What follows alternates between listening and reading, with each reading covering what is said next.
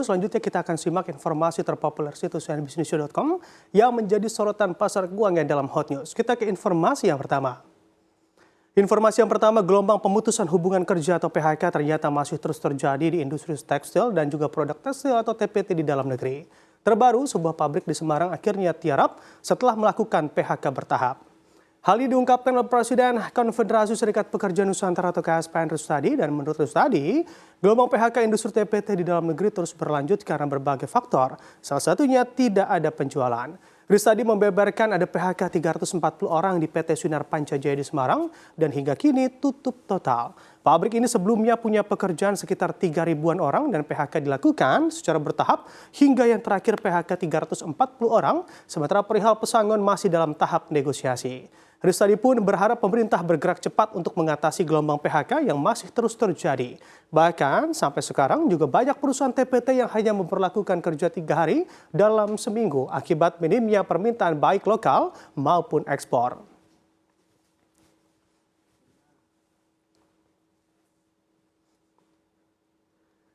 Jumlah kelas menengah di Indonesia terus menyusut diduga akibat sulitnya masyarakat memperoleh pekerjaan yang layak, dan ketika pekerjaan dengan gaji yang stabil sulit diperoleh, banyak warga terpaksa menjadi driver ojek online dan juga kurir.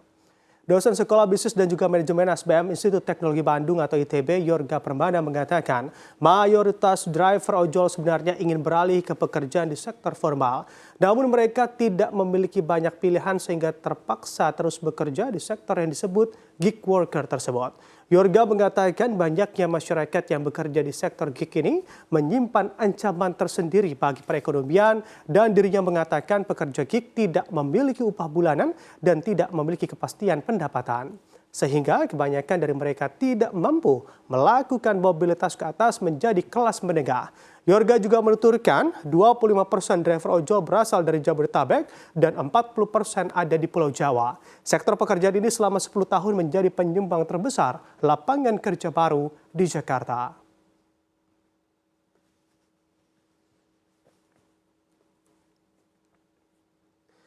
Paus Fransiskus telah memulai kunjungannya ke Timor Leste setelah sebelumnya berada di Indonesia dan Papua Nugini. Dalam kesempatan tersebut, Paus berpesan sejumlah hal termasuk hubungan Timor Leste dan juga Indonesia.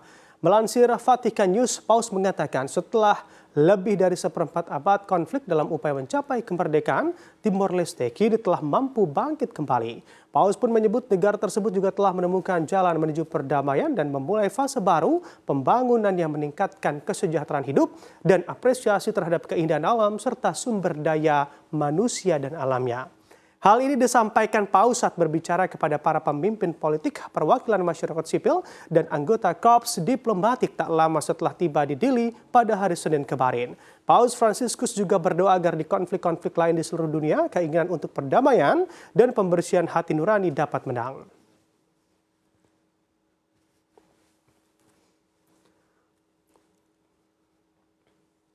Ukraina kembali menyerang Moskow dan kali ini sebuah drone meledak dan juga merusak apartemen di pusat kota. Serangan bertubi-tubi ini menewaskan banyak orang dan video dari saksi mata menangkap momen ledakan di sebuah gedung perumahan di Ramenskoye dekat ibu kota Rusia pada Selasa dini hari waktu setempat.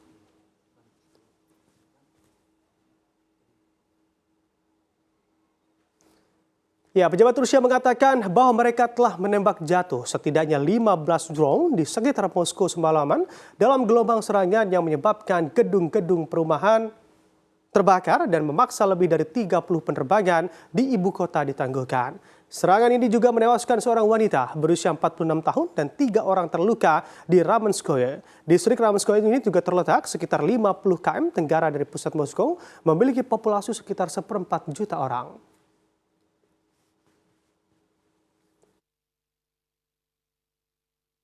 Это началось где-то с 2 часов ночи, все это началось. Ну, взрывы какие-то были, наверное, хлопка, наверное, 3, может, было, или что-то такое. Ну, и как бы потом все утихло.